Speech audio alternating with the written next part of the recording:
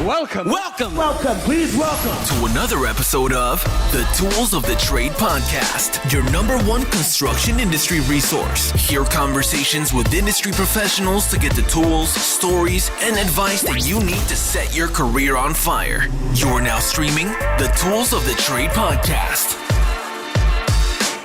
This week's episode of the podcast is brought to you by Netsurance Canada.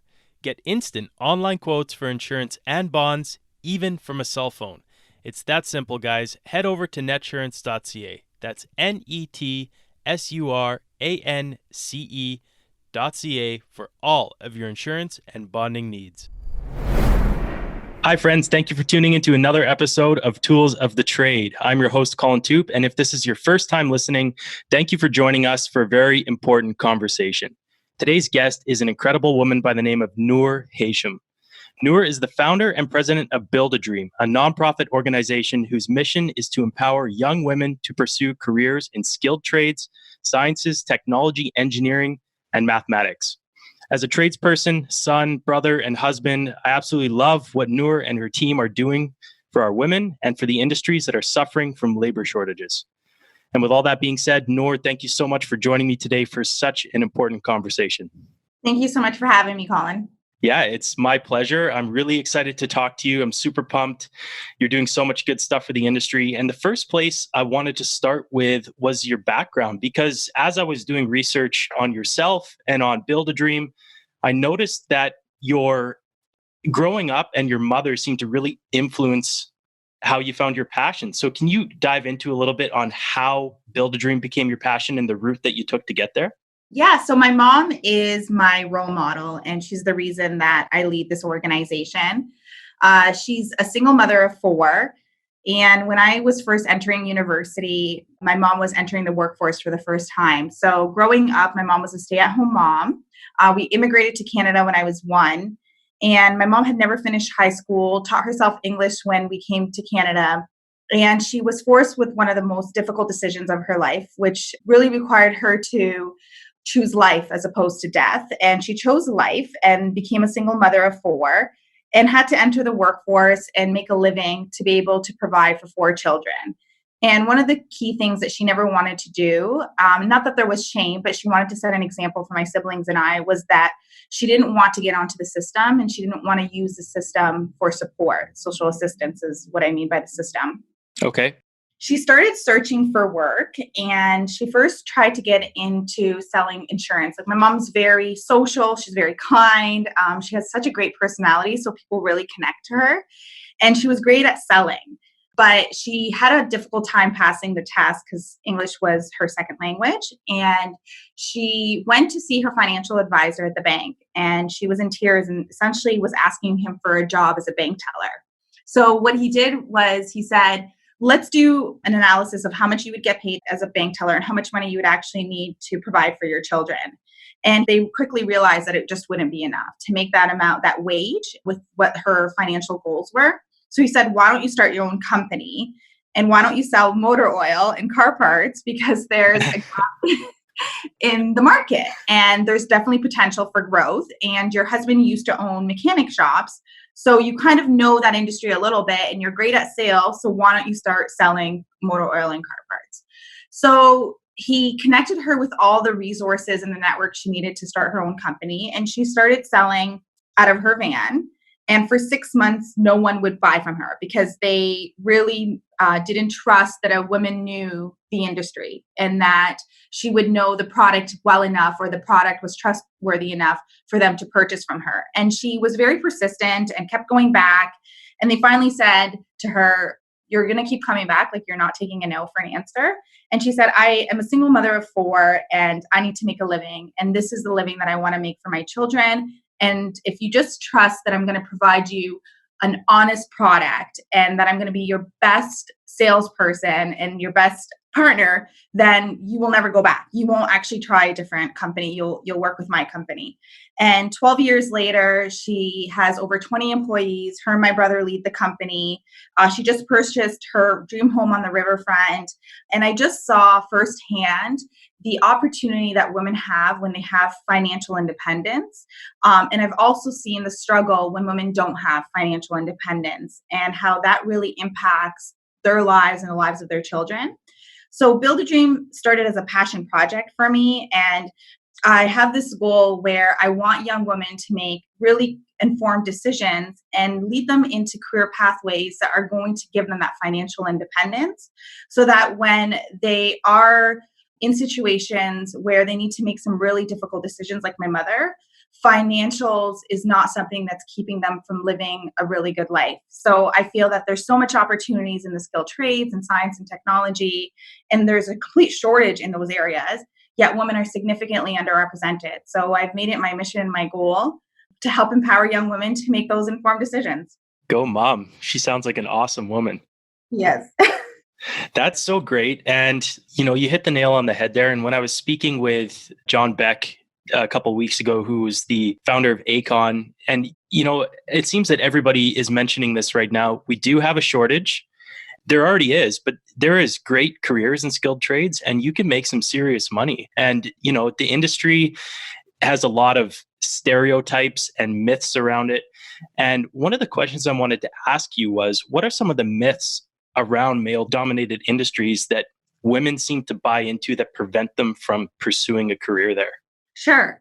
Before Build a Dream started, and how Build a Dream actually came about was after I was working at a women's organization called Women's Enterprise Skills Training of Windsor, and I was leading an employment service department. And I was trying to get women off social assistance and into the workforce. And most of my clients were single mothers. And I remember at the time naively putting together a workshop to introduce women into the skilled trades, because I'm from Windsor and there's a huge manufacturing sector, and there were so many opportunities to become a general machinist, a welder, an electrician. And so I thought, okay, let me get more of my clients into those positions and out of the precarious cycle of work where they were making minimum wage, and it was part-time work. So I hosted the workshop and only one of my clients showed up. And I thought, this is really odd because I have 300 clients. I sat with most of them, and I know that they would do anything to provide for their children. So I did a little bit more research, and I found that, yes, it's true, women are underrepresented in the skilled trades, but there are barriers limiting their participation. And one is perception, and one is them viewing themselves in those roles and not seeing women in those pathways. So we often talk about you can't be what you can't see. So when you picture these different skilled trades people, you don't typically picture a female welder or a female electrician or a female carpenter, because for so long it's been predominantly male. So we did a research study in our community where we talked to young women in high school, and we asked them, what influences your career decisions? What are the factors that play a role in the decision you're making? And what perceptions do you have about these pathways? And we asked simple questions like, what is an apprentice? What is apprenticeship? And most did not know. Predominantly, those that answered had no idea what an apprenticeship meant, what it really meant to work in the skilled trades. And then we asked, do you feel that your gender plays a role in the career pathways you choose? And many of them said yes. Many of them said that skilled trades and jobs in construction, for example, were very dirty, heavy lifting, and they felt that women didn't belong because they didn't see role models in those pathways, and they were never encouraged to pursue that pathway. What we did find was that those who had fathers or a family member that was in that role were more inclined to pursue those pathways. And we also found the role that parents play in really breaking down those barriers and changing those perceptions, that parents were actually the key influencers when it came to the decisions young women were making for their careers. And that's where Build a Dream started. It was with the notion that if we're going to really empower young women to go into these career pathways, then we need to bring all the resources, tools, and networks to them while informing their parents. So make parents our partners in our goal and invite them to come here from female role models so that they could see that there's been successful women in those pathways. Meet with industry that's very progressive and welcoming to females, and have them meet with colleges and universities so that they could try a hands-on trade, and bring all these resources into one room on one evening so that they are more encouraged and more informed to pursue that pathway should they choose once they leave our event. So it was supposed to be a one-off, and now our event is across Canada, and we attract about 1,000 parents and their daughters to each of our events.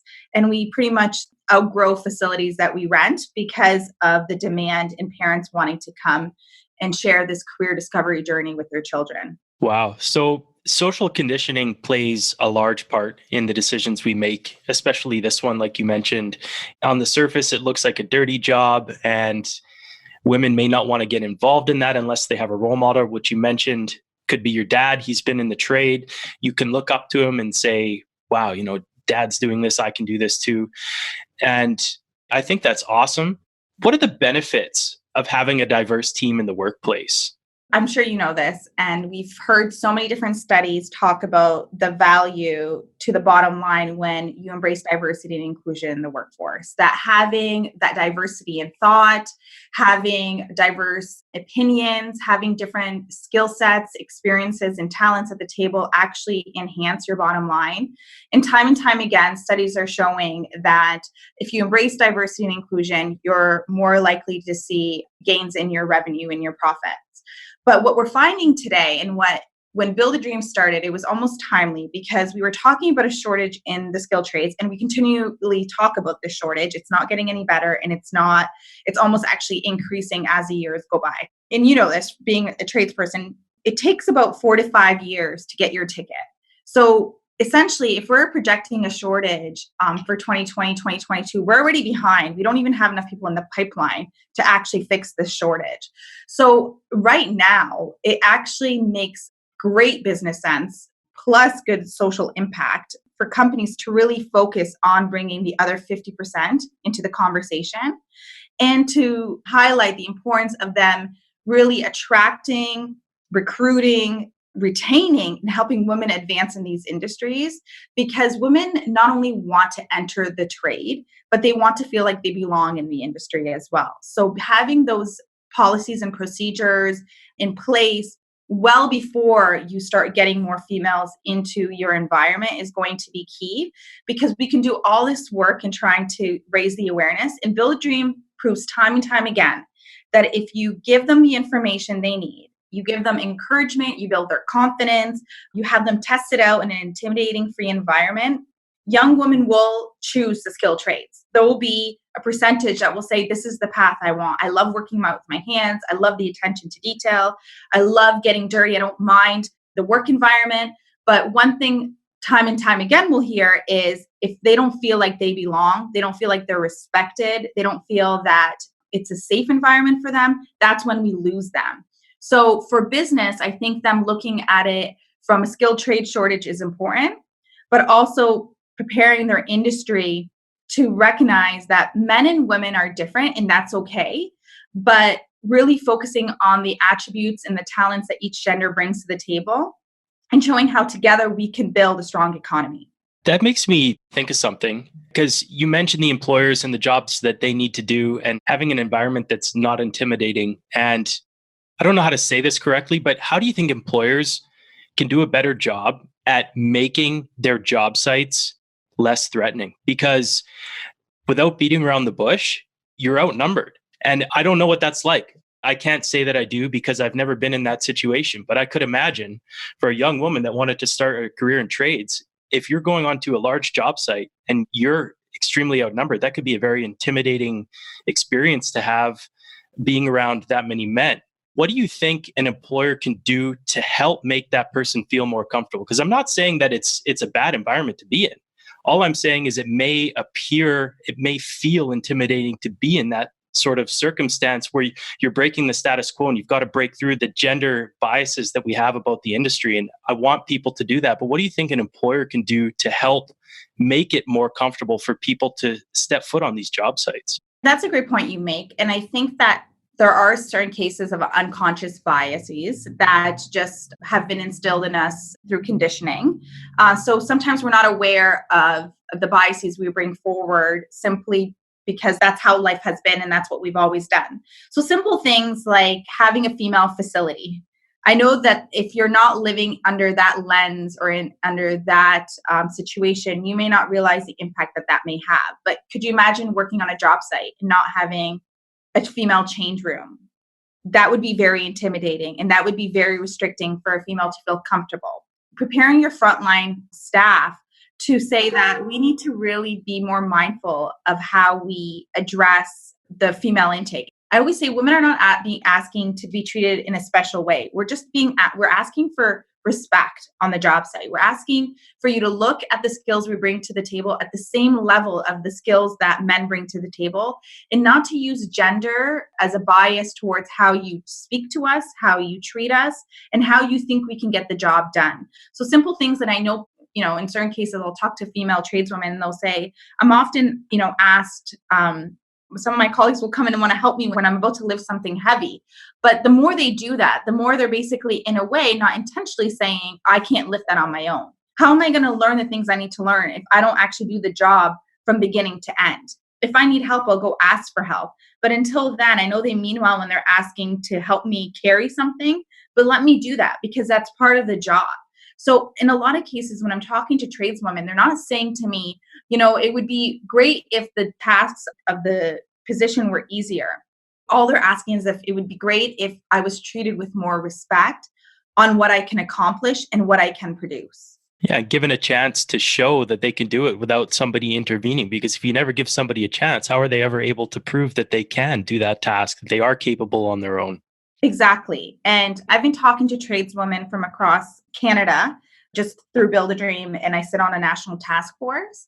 And that's often what they're saying is that they feel women have to work twice as hard in order for them to even be treated as an equal. And sometimes it takes them 10 years for them to be well respected on the job site. So I think that it's the conversations, the dialogue, the words that we use to describe the role women play in the industry. So, Nour, what is the process that your team at Build a Dream deploys to help break down the gender bias and help the young women make these informed decisions? One of the key things that we did from the onset with Build a Dream is that we recognize the role language plays in the work that we're doing. So, for example, you'll notice that our organization is called Build a Dream.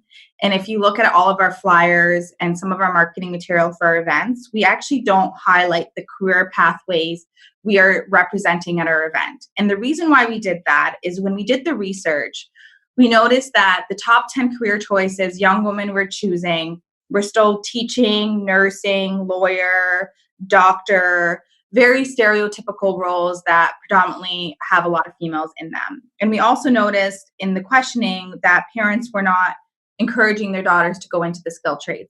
So we called our event Build a Dream, which was a play on words.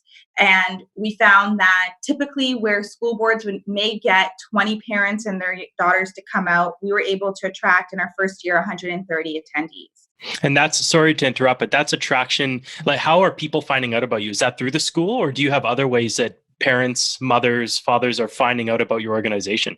No, predominantly right now, the way we work is our key partners are school boards. We partner with school boards across Canada, and they take all of our material and they share it with their students and send it home to their parents. So Okay. The way that parents are hearing about us in the last couple of years is predominantly through all the school boards, because they have the key interaction with the students, and they have the ability to send that information home. So we do lean a lot on our school partners who have a vested interest in getting more young women into the skilled trades through the Ontario Youth Apprenticeship Program.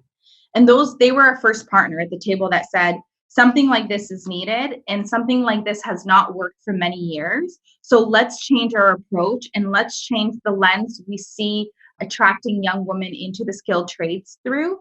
And let's try a new approach and see the uptake. So in the first year, we had 130 attendees that came through our doors. But I can tell you, I was on those calls getting companies to come out and inviting them to come out to our event. And I remember no one was signing up, like not one. So a couple of weeks later, I said to the team, I said, we're going to change the script. We're not going to say come network with young women in high school. We're going to change it to come network with students in high school.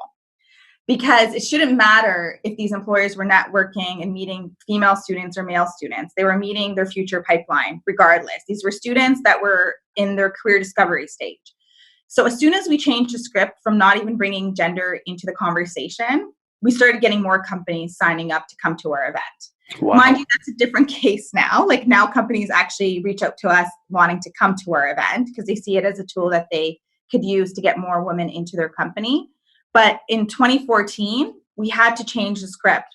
We really had to pay attention to the language we were using to bring the stakeholders to the table that we needed to help really change the perception and change the lens in which young women saw themselves in these roles. So one thing that we do talk a lot about is the language we use. So we often reflect that internally and say, what do we stand for and what messaging do we want people to associate us with? And really, our ultimate goal is to remove gender from the conversation, but we're not there yet. That's why we have to host an event that attracts only young women. So that's one thing we do. Another thing we recognize is that every stakeholder plays a crucial role in the work that we're doing, and we respect that.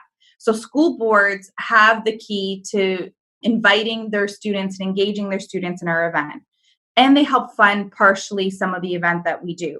So they play a significant role in attracting the parents and their daughters and communicating that opportunity to them. Companies play a significant role for us because without companies saying that they are becoming more inclusive and diverse, it's going to be very hard to get young women comfortable in applying and pursuing this pathway without knowing if they're actually going to be hired. And it becomes very difficult to convince parents that this is a great choice for your daughter without knowing that companies are more than open to hiring more females. So companies play a significant role in our work. And then community organizations. So we say that we're the catalyst to all the resources and tools that young women can access. So we bring all the necessary stakeholders to the table to provide young women that information. So for example, once they come to our event, what's next?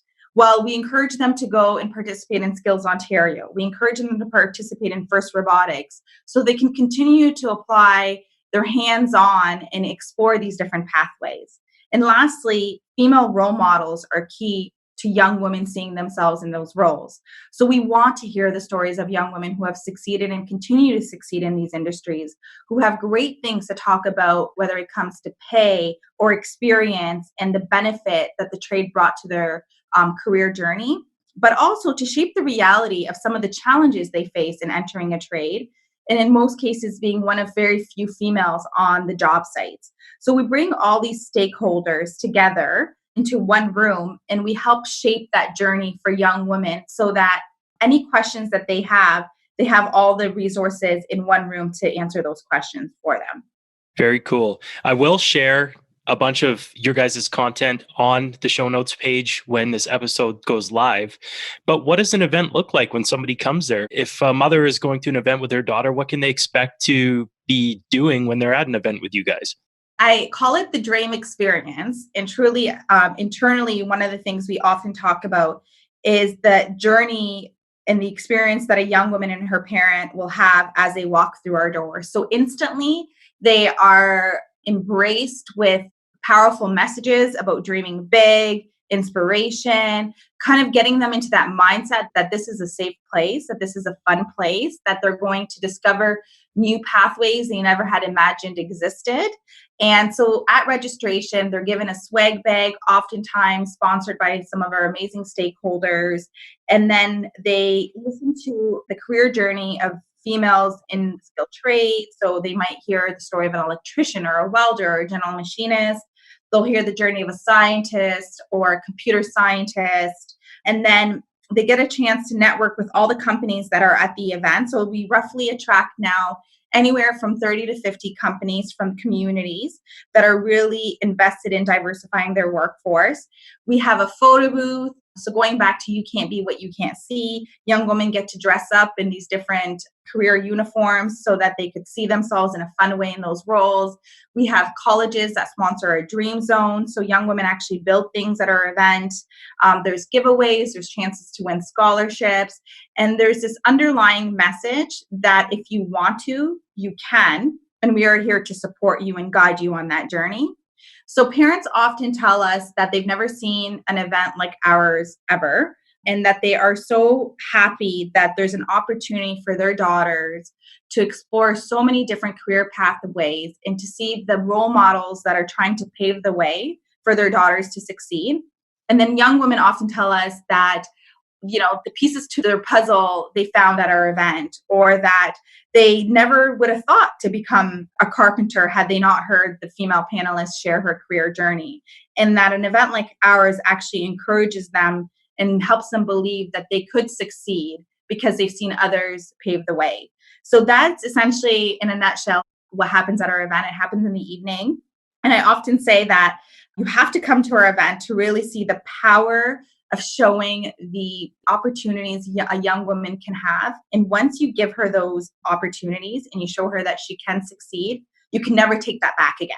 She's now empowered and feels encouraged and supported. And there's power in choice. And that's ultimately what Build a Dream is trying to achieve. Amazing. So you mentioned that you have this panelist of professionals that are in the field, whether that's science, technology, trades. And I believe you guys call those dream makers, correct? Yes. And what is a dream maker? And are you looking for more dream makers? And if you are, how can they get involved with you guys? For sure. We're always looking for dream makers. And we've decided to call them dream makers because everyone has a dream and everyone has a story to share. And how do you say no to when someone asks you, will you help me achieve my dreams? Ultimately, you're always going to say yes. And those that are doing that are essentially dream makers. They're helping plant the seeds that young women need in order to succeed through their journey. So we've called them dream makers because we believe that they have the power to really shape the future generation. And we're always looking to share the stories of these dream makers. We don't only share them on our panel, we share them on our social media. We have their stories on our website, because the more we can share these stories, the more we can profile women in these fields that are doing really well. Not only are we shaping the future generation, seeing themselves in those roles, we're hoping that we're going to impact societal change. That when you think of a welder or an electrician, a carpenter, an engineer, you no longer just picture a man. You begin to picture a female, and you begin to picture a female succeeding in that pathway and not having your own assumptions of how successful a woman could be should she pursue a male-dominated industry. If there are female role models and dream makers that really want to help share their story, they can always reach us on social media at info@webuildadream.com. We always embrace listening to those stories. And honestly, when we survey the young women, that's always their favorite part of our event, is seeing and hearing the stories of so many inspirational females that are doing amazing things. I know we talked about we represent skilled trades in science, technology, engineering, and math, but we also have emergency response. So we'll have police officers, Canadian Armed Forces, firefighters share their journey. And then we also have entrepreneurs, because as you know, being in construction, one of the great things about pursuing the skilled trades is that you can eventually be your own boss and start your own company. And that's something that we really want to show to the future generation, that the career journey is not linear, that there are so many paths that you can open for yourself.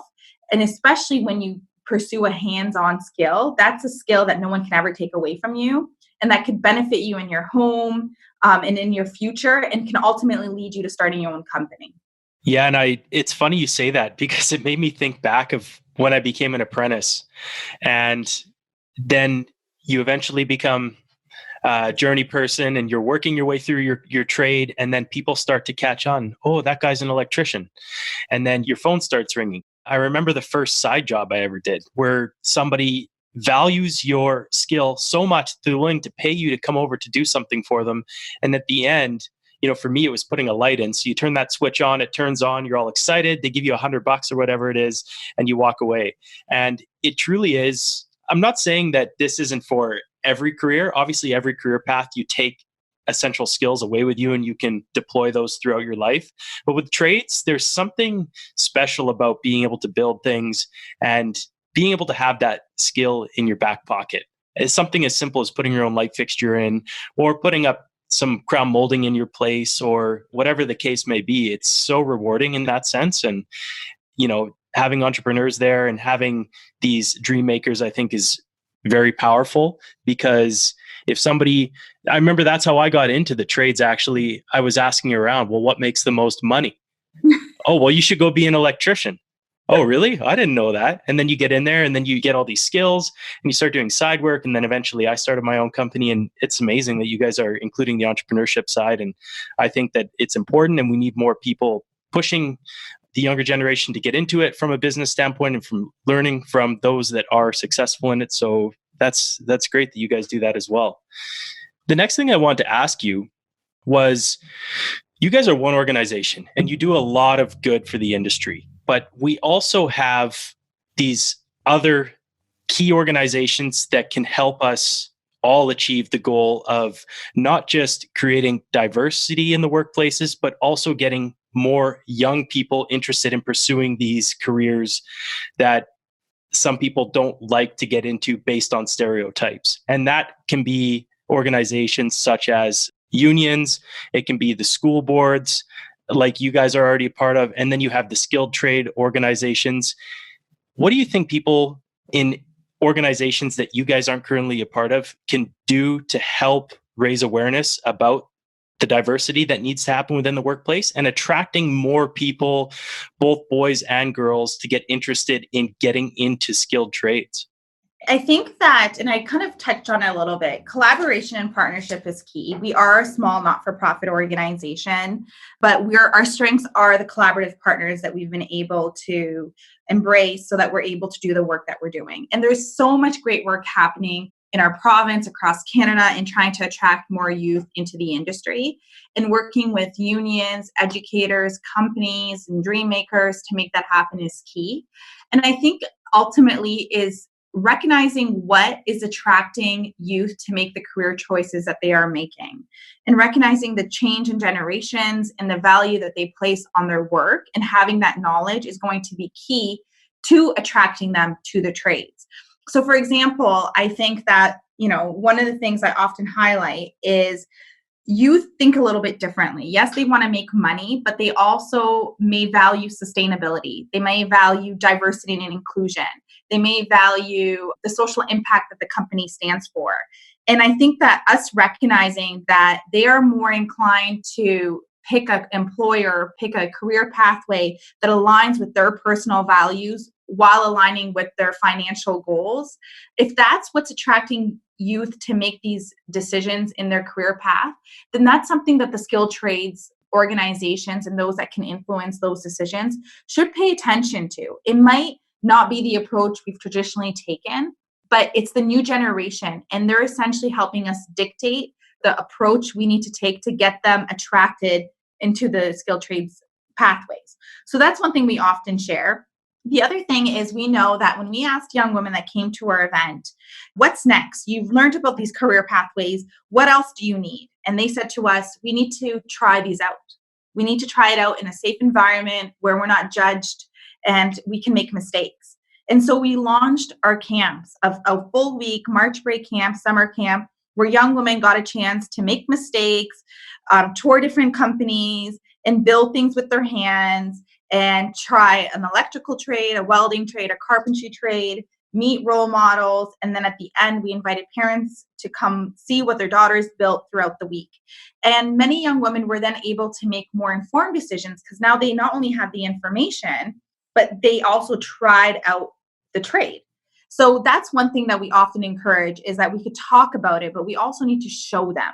And we need to encourage them to test it out. And we need to encourage them that it's okay to make mistakes and it's okay to fail the first time, but to give them the supports they need to continuously try so that eventually they feel a little bit more confident. And then we talk about confidence. And we know for young women in particular, their confidence plummets at the age of 9. So if we know that their confidence plummets and that their self-esteem is much lower in high school than it is for their male colleagues, then what is the likelihood of them actually trying something new that they've never tried in their life going to be? Very minimal. So if they walk into a tech class and they're the only female and they've never used a tool, the likelihood of us keeping them in that classroom is minimal. And research shows time and time again that unless there's another female in that classroom, a minimum of 3, the likelihood of retaining that young woman in that classroom is very slim. So we have the research that we need to actually make more informed decisions when we launch these programs. So one of the things I often encourage organizations and companies to do is look at the data, look at all the reports that have been done to talk about this shortage, look at the recommendations that have been made, and pick what you feel would work for your organization and try something new. We must change the approach that we are taking for the most part and how we're attracting youth to these career pathways. Because ultimately, and I loved what you said on your website, you can name the top tech CEOs. And it's so trendy to go into tech because they're all singing the same tune. It is really cool to go into technology. But if you think of construction, you're right. I bet you not one young person or very minimal would know who the construction CEOs are. And it's $1 billion industry. Everything that's built, like the roads, the bridges, the hospitals, this has been built by a tradesperson. And you talked about it. It's rewarding. It's something that you can drive by every day and say, hey, I worked on that building. So why are we not making it as cool and attractive to build? And I think that there's so much potential, but we have to change our approach and how we attract youth to go into it. Well, what do you think we can do to, for lack of a better word, make it sexy and fun? Because there isn't any really real documentaries about this field. There isn't any good movies about being a builder or being a contractor or being in the trades or in engineering. There just isn't. And it's funny because I usually send an onboarding form out to some of my guests. If they're not very accessible online and I need to come up with some questions, I give them a bit of an onboarding form. And one of my friends that owns 505 Junk, which is a junk removal company in Vancouver that's growing quite rapidly, and they're going to be coming on the podcast soon. He said, it's not like snowboarding or like the tech industry where you can watch these documentaries about Apple and Facebook, and you can go and see all of your favorite snowboarders on their little documentaries and movies they have all over YouTube. Like there's a disconnect between the fun side of the industry and the rewarding side that people like myself get from it, and then showcasing that so that other people can say, wow, I didn't realize that you could be so passionate about that, or that it could be so fun, or that, for me, every time I walk into a building, I look up to see how they did the work and I respect it. And I'm like, wow, look at the way the guys did that. I never thought of that. It looks so good. I want to do that on the next job that I'm on. Or I wonder how they managed a job this big, or look at this big tower that we were a part of. Like that is so fun to me anyways.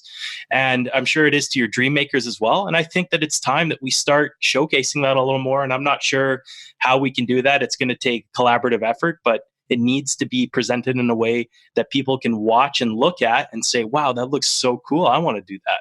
And exactly what you just said is we just need to document more, and we need to be more publicly prideful about what we've been able to achieve and highlight the positive attributes of these career pathways and the hard work and the commitment and the decision making and the problem solving skills that go into a project and the collaborative effort that actually goes into building and creating beautiful designs, I think is very key. And one thing that our organization has started doing is talking to some of our partners of large corporations and saying, can we get a statement from your CEO or your top leadership team talking about the commitment they have to diversity and why more women belong in their industry? And our goal is to have them all sing the same tune, because ultimately, unless we all collaborate together on building the pipeline we need to grow the workforce, we're going to continuously face these challenges. This is why I loved your podcast, because you are more progressive. Like, this is really cool that people can now listen to stories about different tradespeople and how they got into the trade and then different stakeholders that are invested in getting more people in the trades. And it becomes a trendy topic. And as bad as it sounds, it needs to be cool. Just like tech is cool. Yeah. The trades need to be associated with being cool, and that they may be blue collar jobs, but I wish often that I had a trade skill. And sometimes I think back, and maybe once I'm done my professional MBA, I'm going to go back and learn a trade, because how many times in my own home am I like, oh, I wish I could have built my own deck or wired my own lights. There's so many things I often wish I could have done that I don't have the skill, but I pay people like you to do. But imagine if we equipped young people with these life skills that are so rewarding and you could be proud of. And I think it's just highlighting that, like you said, in documentaries and movies and stories, and encouraging those in the industry to speak more proudly about it. I don't think we brag enough about this industry. And I think we need to just all start bragging. We do need to start bragging. We need to start showcasing it. And it takes me back also. I know I mentioned money and what I was going to do after school, but the thing that really sparked my interest about getting into the trades was taking shop class. I love shop class. I love the woodworking. I did art metal, so making jewelry. I did regular metal work. And then I went into electronics, and we had this great electronics teacher by the name of Mr. Edgar, and he was also the rugby coach. Mm-hmm. And what he had us do was by far the most fun class I've ever had in school. We started with a little printed circuit board. It was basically a piece of copper with some plastic in the back. And he set us up on this program on the computer, and we actually drew a circuit. And when you draw this circuit, it gets printed onto magazine paper because of the consistency. And then it gets stuck onto this copper, and you put it in something called an etchant tank. And what it does is it leaves everything that was covered in ink, and it scrapes the rest of the copper off. So you're left with an actual circuit board. And then he had us program a microchip with a piece of software, bring in a TV remote from home. And we actually built a robot combining sheet metal class with the electronics class and some of this programming he taught us. And we built these robots to play hockey, and we controlled them with our TV remotes. And that was when I realized that I wanted to work with my hands, and I wanted to build things that turned on and moved around and that I could be proud of.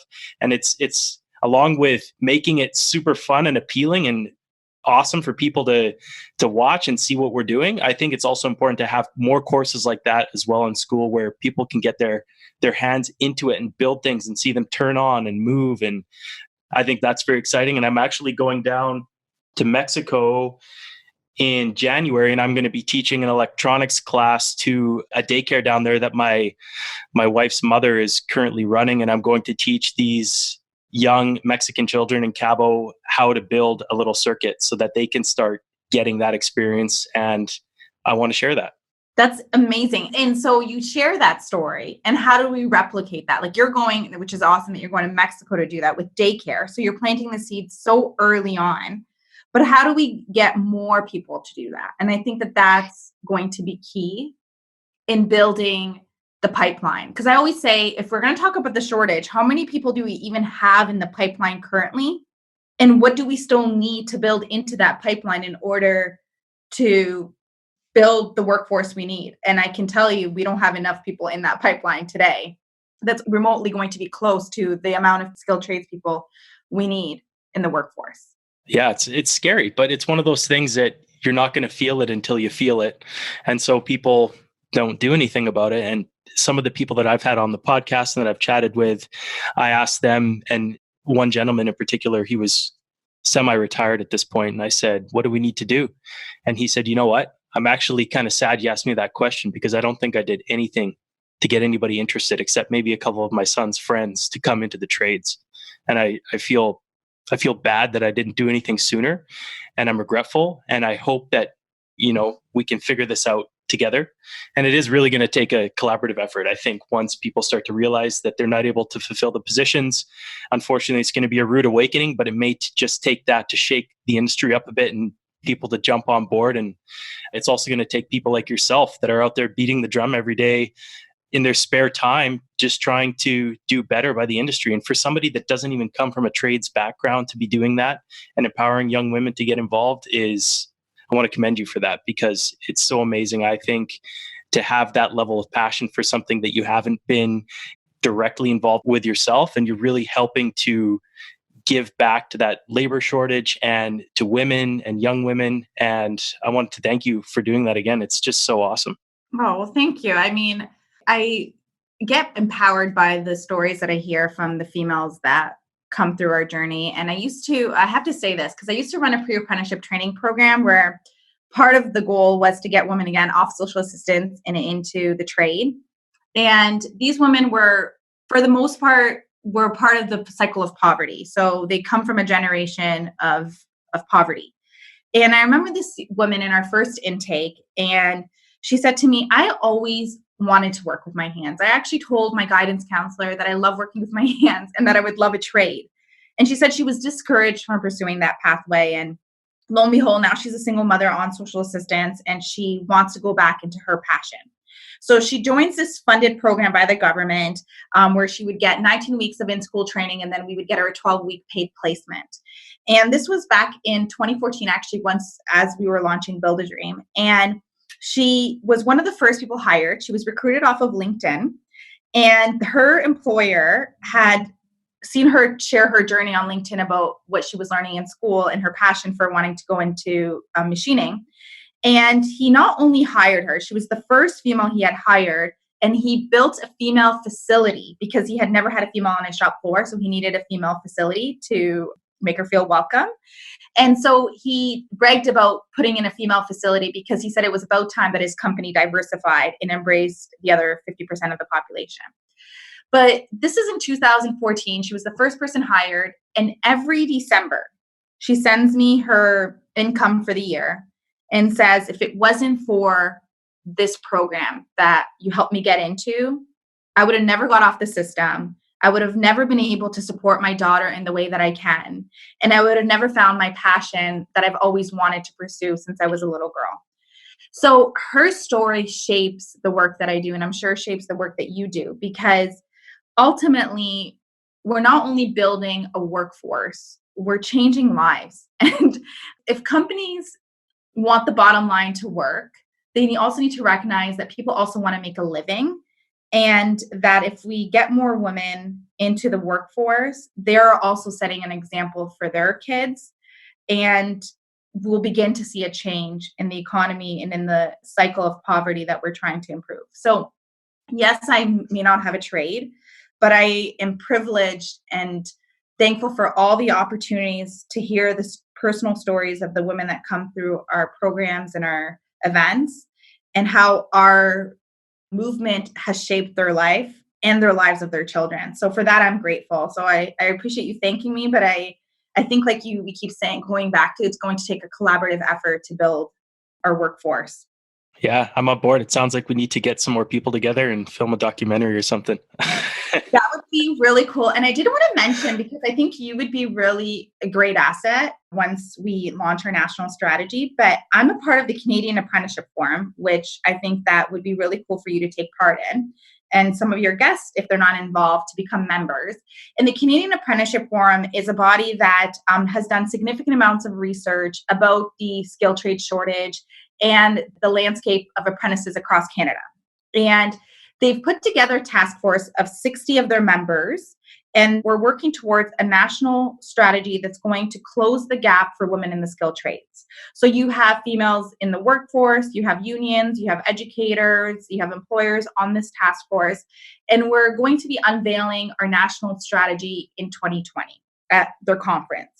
And I think that there's so much potential for the work that you're doing and highlighting the stories of people in the trade for you to somehow take part in the work that we're doing and encourage some of your stakeholders to join the work that we're doing.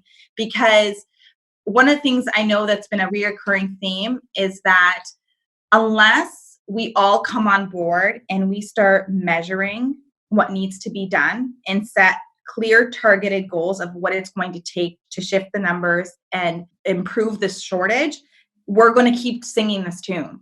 Mm-hmm. So you have some brilliant ideas, and I think your podcast is such a great start.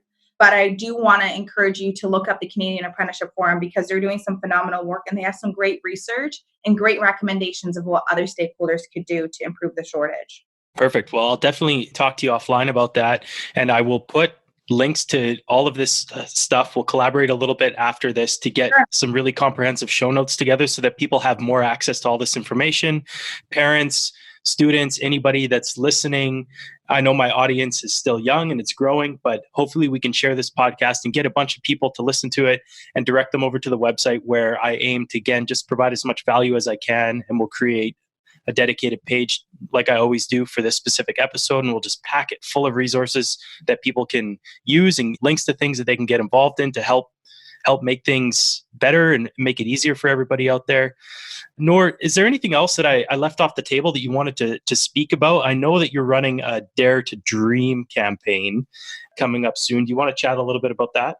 Yeah. One of the things that we noticed in our journey is that there are, kind of like you were saying, there are so many amazing stories out there of the journey women have taken and the rewards that they've received from going into the trade or their chosen career pathway. And we believe that if we can get more of those stories out there and show some of the advantages, some of the barriers, some of the challenges, but some of the successes that women have faced in the industry, we could really begin to help support, influence, and encourage more young women to see themselves in those roles. One of the things I've been doing more of is being really publicly vulnerable about the challenge and some of the barriers, as well as the journey in leading my own movement across Canada while working full-time, being a mother, and going to school part-time to pursue my MBA. And I remember when I got pregnant and I needed to tell people that I was pregnant because it was starting to show and I couldn't hide it anymore.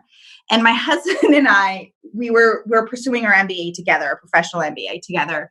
And I knew as soon as I personally announced that I was pregnant, that people would immediately start asking me how I was going to do it all. Like, how would I still go to school, lead a movement, and work? And I was worried. I was insecure about it. And I didn't even know what the answer was because I didn't know how I was going to do it. But I'm stubborn enough to know that I wanted to continue and I don't give up easily. And sure enough, the first time I announced, I think for weeks, people asked me, oh, does that mean you're going to put your MBA on hold? Does that mean you're not going to scale the organization? Does that mean you're going to take a step back from your leadership development? And I just kept hearing these comments, and they didn't say it in a way that was mean or not nice. I think they said it in a way that they were concerned. So I remember going home eventually and saying to my husband, how many times have you been asked if you're going to put your MBA on hold or drop out? And he said, never. Why would anyone ask me that? And I said, because last time I checked, we were both becoming parents. And yes, I'm bearing the child, but once Adam's born, we're both going to care for him. But isn't it interesting that society and people that mean very well still think that the role of the caregiver falls on the women, and that a man in his career pathway can continue uninterrupted because that's how it's always been. So as soon as that conversation happened and that experience happened to me personally, and, when I used to think, as a female, you were judged significantly. And then I became a mother and I realized that's a whole different playing field, because people do unintentionally pass a lot of judgment on working moms and moms that are ambitious and want more. They remind you that things like, you're going to miss these moments, embrace them all, as if that I don't wake up every day embracing the moments with my child. So I share that, and I'm vulnerable about this guilt that mothers feel as working moms and as professionals, because I feel that I owe it to the generation that's watching female leaders like myself, and I owe the reality of what it is, but I also owe them the opportunity to see that they could achieve it.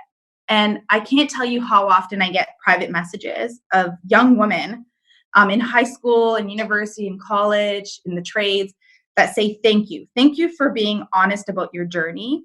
And thank you for showing us that women can have it all, but that it's tough and that's okay. And that we don't need to listen to the messages that have for so long discouraged us from doing it all.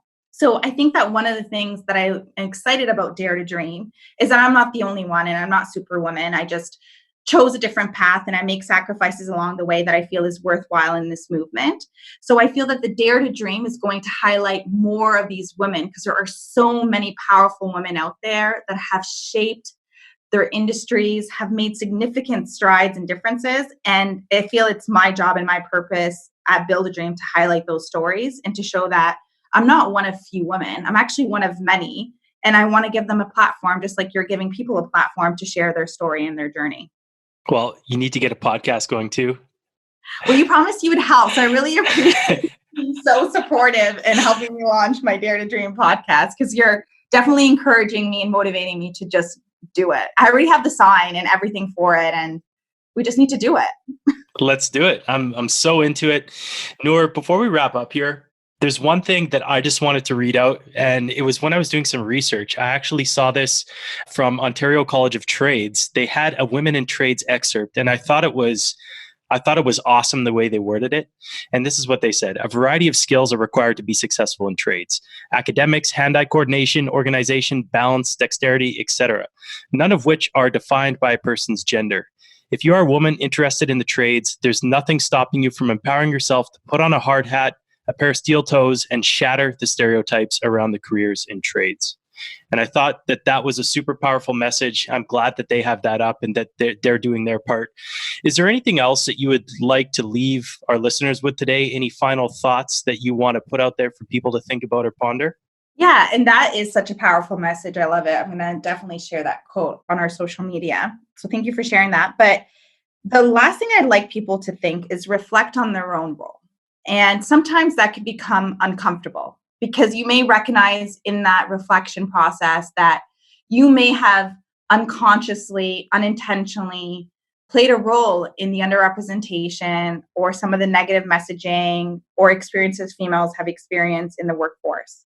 But I guess I want to encourage you to think that that's okay, that the only way we can all move forward together and create more diverse and inclusive environments is to acknowledge that we may have played a role in creating those environments, but now we have the power to shape those environments, and that we don't need to continue down the same path because we know where that's leading.